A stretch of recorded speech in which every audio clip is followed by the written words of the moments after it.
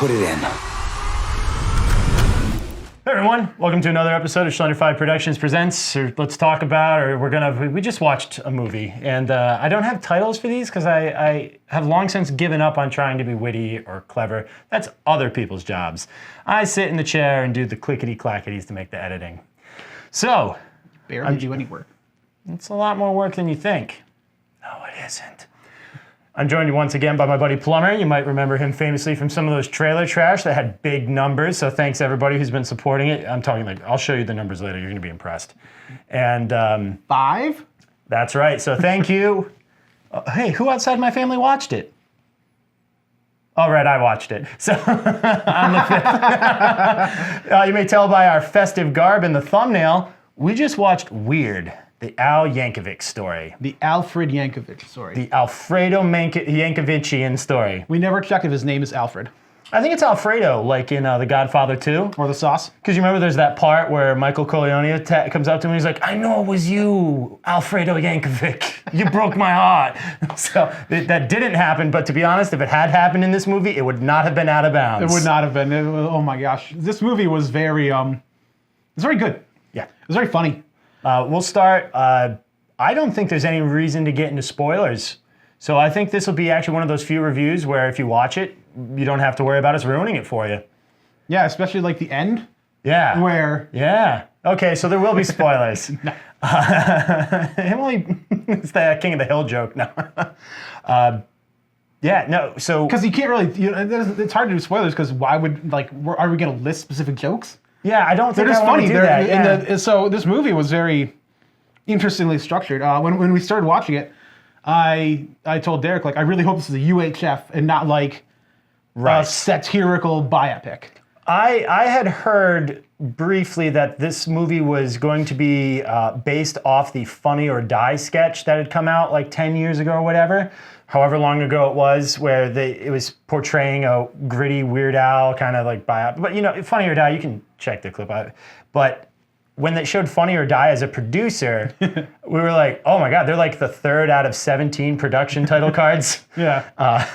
But I was confident that we were going to be in for a much more comedic experience. Right, because in this situation, having a lot of producers isn't as big a red flag as Moonfall. Right. Which had like 10 producers before we watched it, and it's like, oh no. Right. Because it's a blockbuster, whereas this movie probably cost, I'm sure, tens of millions actually. Yeah, it probably cost it had big name actors, but at the same time it had lots of cameos from other actors too. Yeah, but at the same time it's not a blockbuster, so like if you have more than one production company, it makes sense.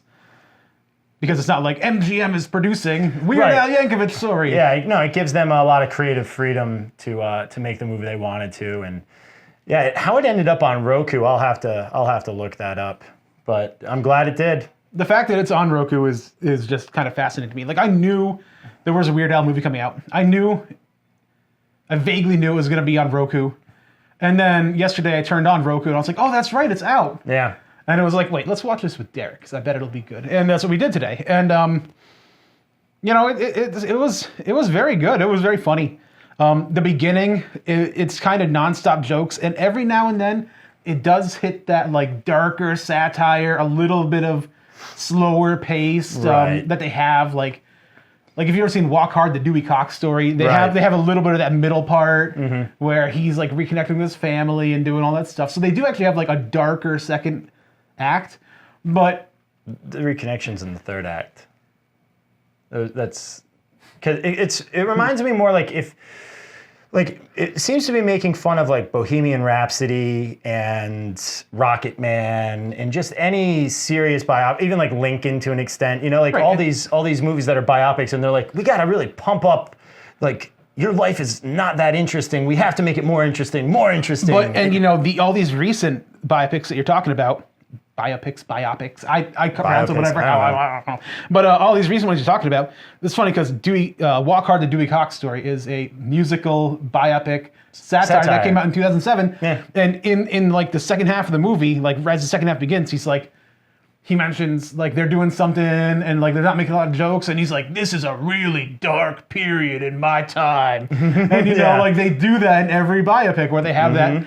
And in this movie, you know, there's like a Yoko Ono arc Yeah. essentially. It's And during that period, it was a lot less wacky and a lot less fun, but it didn't. but very satirical still. Like Yes. at no point are you going to watch this movie and think it's like, oh, did this actually happen in his life? It's like, no, these events did There were not. a couple of moments where I was sitting there and I was like, I wonder if. And then I was like, no, no, incorrect. Yeah, it's like that. It's like that thing. It's like as you're watching it, your brain wants to like, all right, this narrative, you have to make it into like, and so, Right. especially like when you get to like the out of the second act and into the third one where it just goes completely like Zucker Brothers. The movie reminded me a lot of the Zucker Brothers movies, like like the Airplane. Yes. I thought it was like Airplane smashed together with UHF. Yeah. And if those things sound good to you, I highly recommend you stop watching this video and go watch it right away. And it's on Roku, so Yeah. a Roku device is like $20. I don't know, whatever. I mean, and if someone not- has a Roku. Yeah. I don't know. I've got 4 in this house alone, like, so you can find it. Find a friend. It's better. This is one of those things that is meant to be watched with a friend. I think so, yeah. And just because a lot of people know me, I had 0 beers while watching this, and I was still doubled over laughing. Yeah. So like 0 beers required. I did not.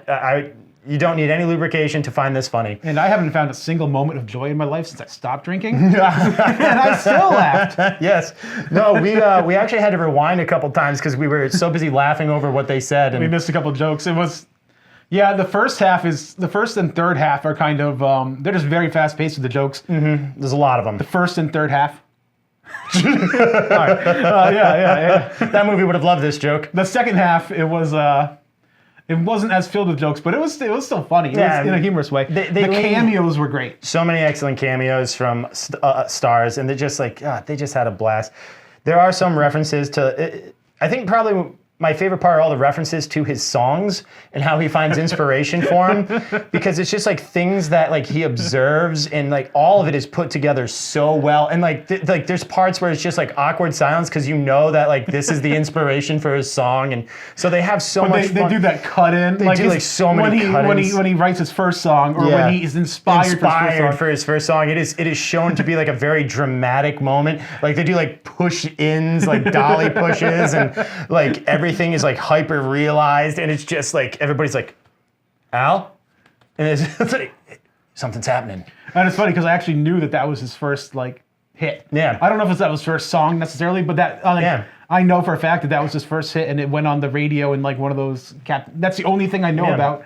And they just like, you don't even have to know that much about Weird Al. I mean, if you know like the musical library, which I think people our age are more familiar with the songs and less about the creative process behind them, because it was never really one of those things that like when we were younger, they wouldn't really talk that much about like, and Weird Al took inspiration from, it's Right. like not like now where, it was pretty obvious he was inspired by a pop song. Right, and I mean somewhere between when I was 10 and 12 is when his big album released. The first big one was the one with Amish Paradise, Jurassic Park, I think. I think Jurassic Park was on it because that was a 93 song. I don't But remember. that was Amish Paradise. It couldn't have been 93. Jurassic Park wasn't out yet, was it? So I think it was 10. I was 10 in 84 or 94. Oh my god. Yeah, 94. And, I thought it was in Jurassic Park in 94. That doesn't matter. Well, Jurassic Park was in 93. Was it? Okay. So that's when the big album dropped where he had Amish Paradise, and that's the one that made him big. That's a song that made him big, more or less. And he had a bunch of other songs on there that I'm sure you'd recognize. But that album sold very well. And I remember kids in my school talking about it. They're like, "Oh, did you check out that Weird Al song?" And every now and then they'd come on the radio with one, and be like, "Yeah, Weird Al." So, yeah, some great stuff in it. Like I said, the inspiration behind writing the songs was probably my favorite running joke through it. It's just dynamite. The one at the end where he keeps looking back and forth between like two inspirations for songs. Yeah, that was great. God, that killed me. Yeah, that was wonderful.